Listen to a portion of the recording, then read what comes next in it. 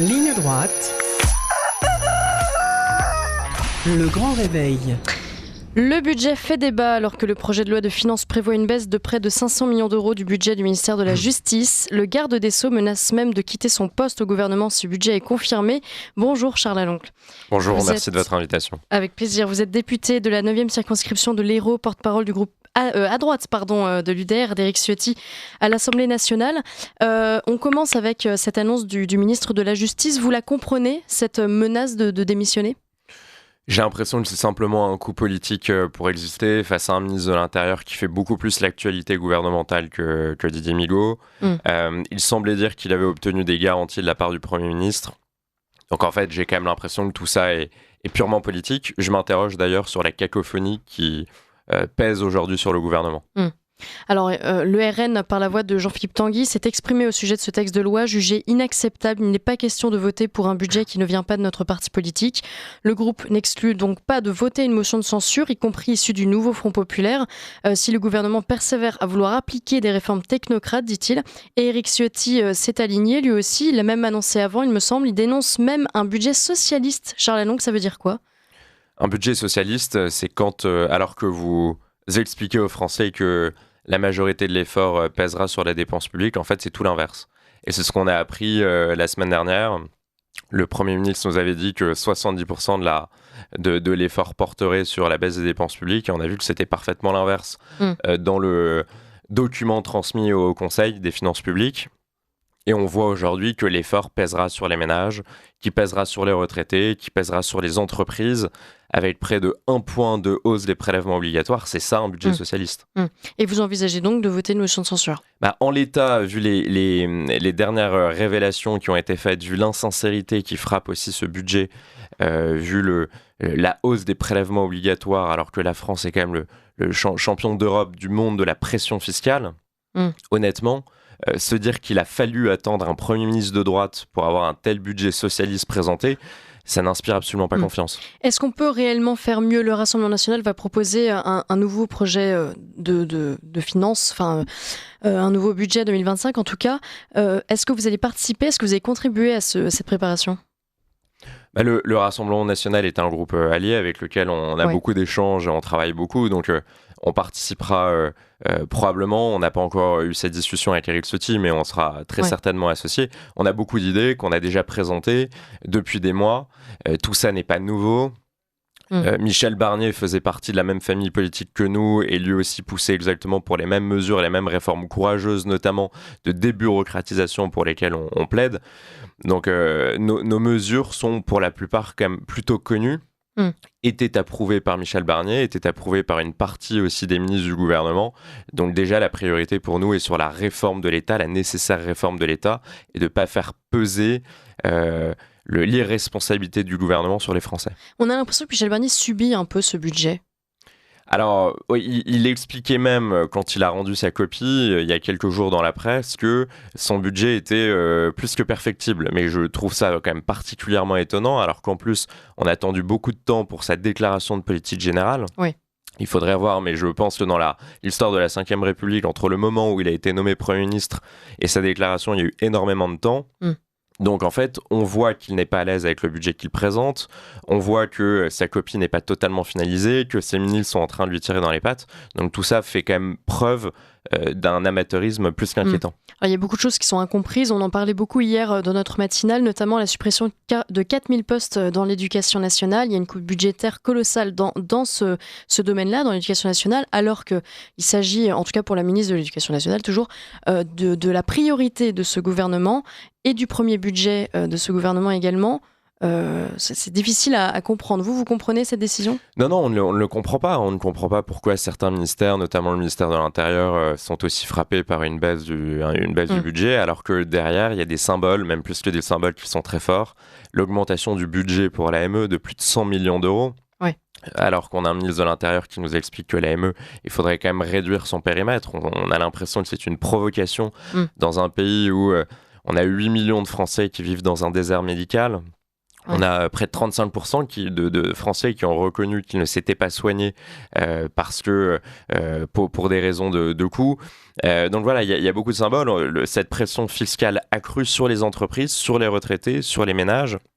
Et par ailleurs, on voit que cette éventuelle baisse des dépenses publiques, qui est minime, en fait, est une augmentation des charges pour les Français, les entreprises et les retraités qui est masquée.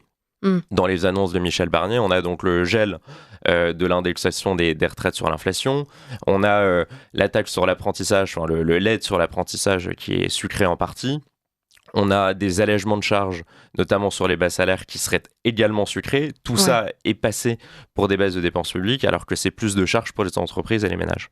Alors, il y a beaucoup d'incohérences, effectivement, que vous relevez ce matin. Quelle devrait être la priorité du gouvernement, là, de ce budget en tout cas? Si j'en voyais deux, je dirais évidemment la suspension des allocations sociales non contributives pour les étrangers, en tout cas pour les 5 premières années, ou les conditionner à 5 années de travail pour les étrangers.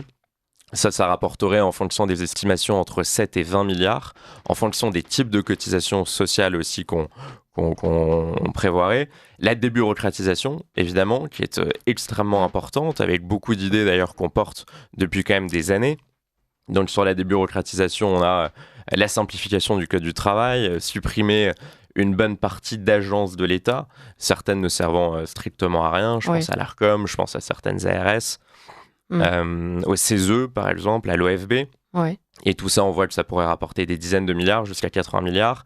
Je pense aux strates administratives, les départements, les régions. Quelle est aujourd'hui leur utilité, là où on pourrait se contenter d'avoir des communes, des provinces et l'échelon national? Des idées, on en a beaucoup, mais il y a un nécessaire effort sur la débureaucratisation, sur la simplification de l'appareil de l'État qui nous paraît plus que prioritaire. Oui, ça, on l'entend effectivement beaucoup. Alors, je rappelle à nos auditeurs qu'aujourd'hui, le groupe du Rassemblement national et le groupe à droite d'Éric Ciotti s'apprêtent à voter une motion de censure si elle est proposée, y compris si elle vient du nouveau Front populaire. Le risque, si vous votez cette motion de censure, qu'elle passe, c'est l'application du 49.3 ? C'est l'application du 49.3, oui. J'ai pas entendu encore le Premier ministre sur le sujet. C'est une bonne question qu'il faudrait lui poser, effectivement. Est-ce que d'ailleurs, vous ferez partie des... il va y avoir une QAG, là, des questions au gouvernement pendant 2 jours, je crois, à partir d'aujourd'hui, demain et mercredi.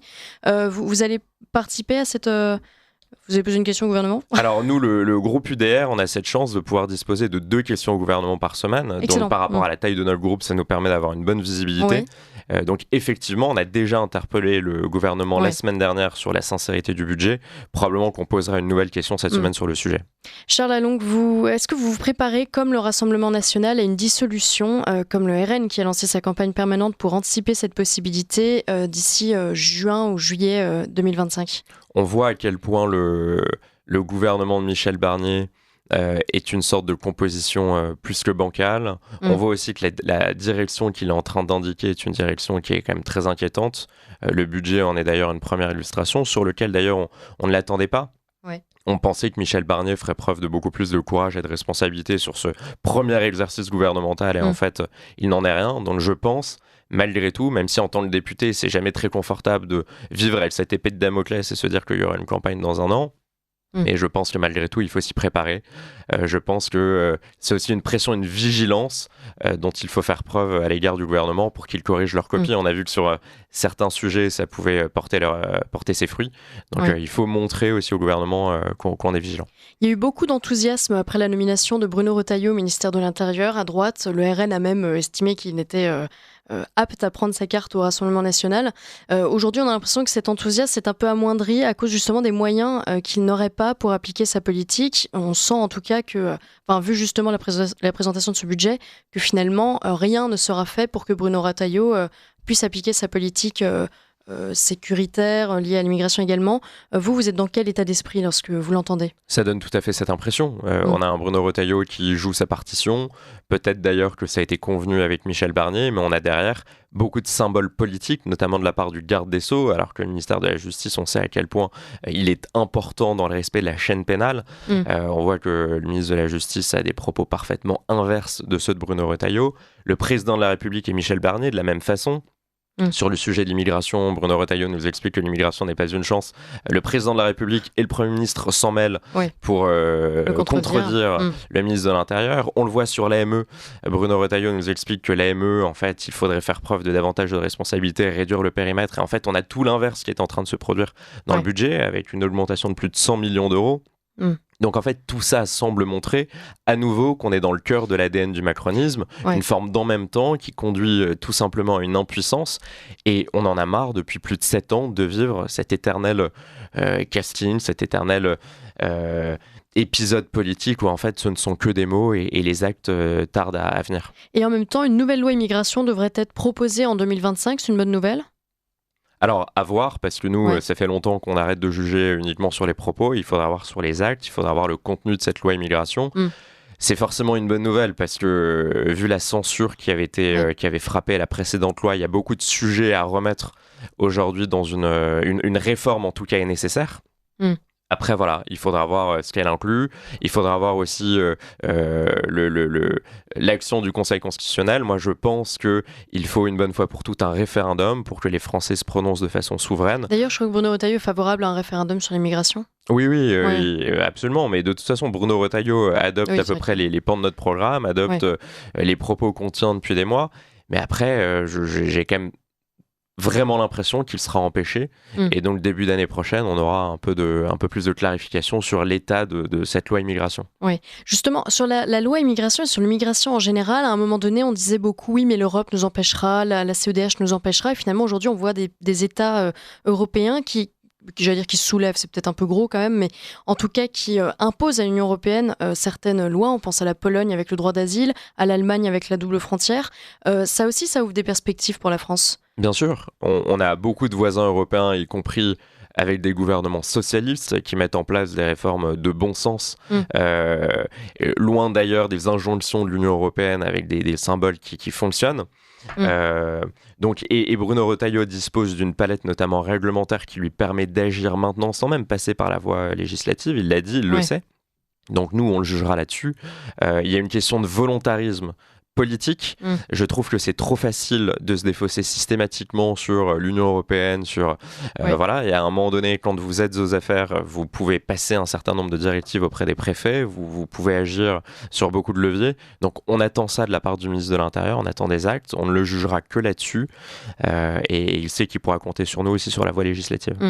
Charles Lalonde, on commémore plutôt la mort de 2 professeurs là, ces jours-ci, Dominique Bernard dimanche et puis Samuel Paty demain, tous 2 assassinés par des islamistes devant leur établissement scolaire ou dans leur établissement scolaire pour Dominique Bernard. Est-ce qu'on a avancé sur ça, sur la laïcité à l'école, sur les moyens donnés aux professeurs pour imposer cette laïcité, pour faire respecter la loi, même si c'est pas vraiment aux professeurs de faire respecter la loi. Qu'est-ce qu'il faut faire pour arrêter ça quel est votre sentiment là-dessus ? Moi, j'ai pas l'impression qu'on avance. Je suis même un peu défaitiste. J'ai l'impression qu'on recule quand on voit que un hommage à Samuel Paty et à Dominique Bernard dans les classes a été refusé. Quand on voit que la ministre en fait nous explique pour un incident similaire avec des propos très convenus qu'il s'agit d'une entorse à nos valeurs, sans définir la menace de l'islamisme qui doit être définie. On doit définir l'ennemi pour y voir plus clair et avancer correctement. Quand on voit que, en fait, des entorses à la laïcité, enfin des entorses à nos principes, il y en a chaque jour, que les proviseurs sont obligés de les taire, de peur de devoir déménager, de peur de devoir changer de profession, comme il a pu l'arriver à certains proviseurs qui ont été menacés de mort.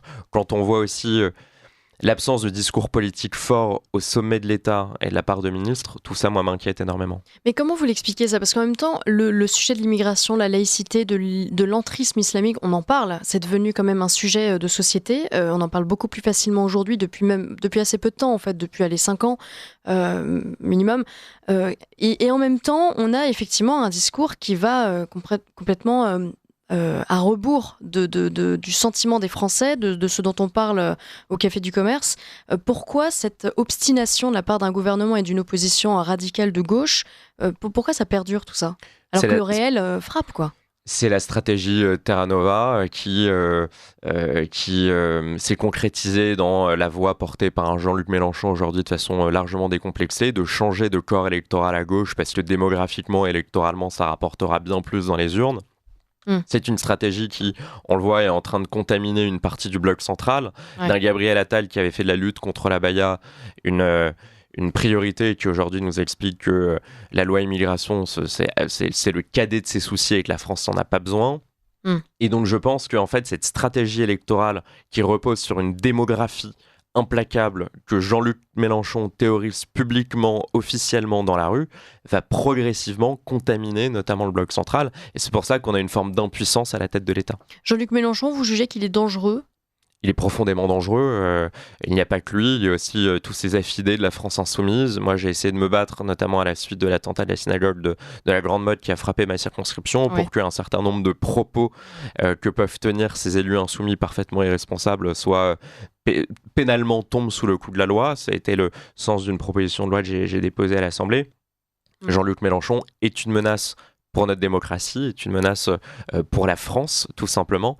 Et il serait temps que la droite réussisse à désigner son ennemi. Il serait temps, par exemple, que les Républicains arrêtent de parler matin, midi et soir du danger que ferait peser hypothétiquement le Rassemblement national, mais comprennent vraiment d'où vient la menace pour la France. Quel avenir, quelle suite vous donnez justement au parti Les Républicains classique, entre guillemets ? Moi, chaque semaine supplémentaire me condamne à ne pas comprendre leur stratégie. Laurent Wauquiez, je ne sais absolument pas ce qu'il attend, ce qu'il souhaite. Je siège en commission des affaires économiques et encore la semaine dernière, on a eu la preuve de l'irresponsabilité de ce parti parfaitement à la dérive. En commission des affaires économiques, il y avait le choix entre une candidate de la France insoumise ou une candidate du bloc central, enfin Stéphane Travert. Et Laurent Wauquiez a donné pour consigne à ses députés de son groupe de voter ou de s'abstenir pour la candidate de la France insoumise, si bien qu'on s'est retrouvé avec une insoumise à la tête de la commission, présidente de la commission des affaires économiques. Sujet quand même fondamental, majeur. On sait à quel point le communisme ou le marxisme ou l'altermondialisme n'est absolument pas la solution pour le tissu entrepreneurial français. Et donc aujourd'hui, Aurélie Trouvé est donc bien présidente de la commission des affaires économiques, élue grâce à l'abstention et à quelques voix de Laurent Wauquiez et de son groupe. Elle ne s'y attendait même pas. Elle a réclamé une suspension de séance pour faire un discours parce qu'elle-même a convenu qu'arithmétiquement, elle ne se voyait pas présidente de la France insoumise, donc présidente de la commission des affaires économiques. Donc on voit à quel point l'irresponsabilité de ce parti qui, un coup, est soi-disant dans l'opposition, mais dans le même temps s'inscrit dans la majorité, nous explique qu'ils vont participer au gouvernement, mais qu'en fait que non, il n'y aura pas de coalition gouvernementale. En fait, ils ont beau être peu nombreux, ils ont beau avoir fait à peine quelques pourcents, ils font beaucoup de mal aussi à la vie de la démocratie et à l'Assemblée nationale. Effectivement, c'est complètement lunaire. On arrive au terme de cet entretien. Charles Aloncle, merci beaucoup d'avoir accepté notre invitation. Les débats commencent aujourd'hui à l'Assemblée nationale sur le budget. Ils ont commencé hier, il y a eu un premier débat en hémicycle et ça se poursuit aujourd'hui. Absolument. Très bien. Écoutez, merci beaucoup. Bon courage pour ces débats et à très bientôt sur À bientôt, merci beaucoup.